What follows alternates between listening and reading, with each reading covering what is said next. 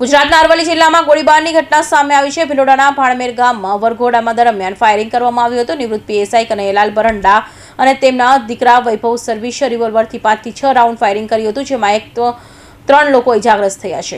અરવલ્લીમાં ભાણમેર ગામમાં વરઘોડામાંથી પરત ફરી રહેલા લોકો પર અચાનક ફાયરિંગ કરવામાં આવ્યું હતું। આ ફાયરિંગ નિવૃત્ત પીએસઆઈ કનૈયાલાલ બરંડા અને તેમના દીકરા વૈભવ સર્વિસ રિવોલ્વર લોકો પર 5-6 રાઉન્ડ ગોળીબાર કર્યો હતો, જેમાં એક 9 વર્ષની બાળકી, એક આધેડ અને એક યુવક ઇજાગ્રસ્ત થયો છે। ફાયરિંગને કારણે ત્યાં નાસભાગ મચી ગઈ હતી। ઇજાગ્રસ્તનો તાત્કાલિક ધોરણે ભિલોડ સારવાર અર્થે ખસેડવામાં આવ્યા હતા। જો કે તબિયત લથડતા તેમને હિંમતનગરની સિવિલ હોસ્પિટલ ખસેડવામાં આવ્યા છે।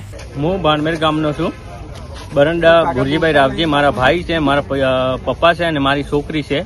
અને હું વરઘોડામાં ગયેલો હતો। અમે ઘરે રાબ લઈને આવ્યા હતા અને એમને રસ્તામાં ફાયરિંગ કરી। કોણે કરી છે ફાયરિંગ? કનૈયાલાલ બરંડાને છોકરાને વૈભવ બરંડાને। ક્યાંથી બંદૂક લાવે કોઈ ખબર? એને પપ્પાની છે। પીએસઆઈ માં નોકરી કરતા હતા।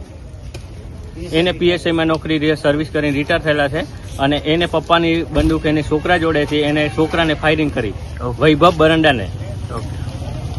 ઘટનાની જાણ થતાં ભિલોડા પોલીસ અને એલસીબી ટીમે તાત્કાલિક ધોરણે ઘટના સ્થળે પહોંચી ગઈ હતી। હાલ ફાયરિંગ કરનાર બંને પિતા પુત્ર સામે એફઆઈઆર દાખલ કરવામાં આવી છે।